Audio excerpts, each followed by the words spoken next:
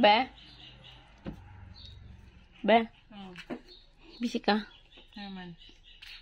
Tagay ko kuhan, be. Oh. Pangpalit sabon na to.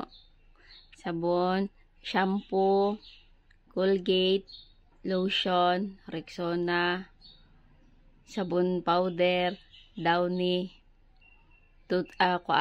cotton buds, cotton.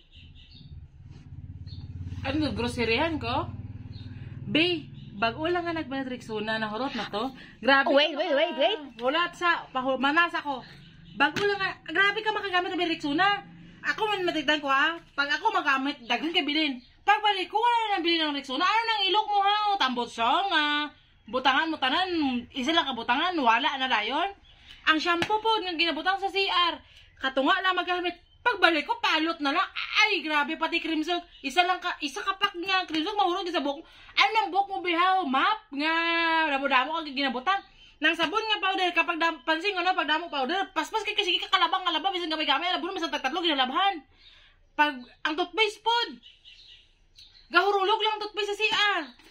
Sa mga salong sa CR, gahurulog lang toothpaste, kay kasali kay damo toothpaste. Ang cotton buds, ba, sa isa kadlaw, kapulo, kagin magkwan sa cotton buds. Ha? Ang daon ni, bisan ang labunon mo, lagyan ni kabot pulo, tagduhagin na ka daon ni ang gamiton.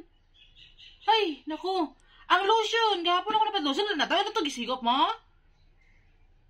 Naku, gusto riyan? Okay ka na? Okay ka na? Sa tulo ko katuig diribi nga nagkuyog ta, ha? Ito isang adlaw lang ka nanghatag na kog 70 pesos lang ha, pangpalit og Rexona. Sige. Namoy-boy ka. Wala ko na may boy. Hindi ka manguyab. Ha? Hindi na ka maguyab para wala kay gastuhan. Paminaw sa kwa ba? Paminaw. Ha? Karon lang ko na nga isim mo ba? Hindi ka manghatag? Hindi man pa mo ha, mura para naman sa kodrig. Ang cotton buds dai kaysa gagamit. Ikaw. Bot na. Nga ikaw. Pinay mong dalunggan. Buntag udto hapon kagakulitaw gani yung dalunggan. Mura man nagpanyod to. Panyaga panyod to panihapon.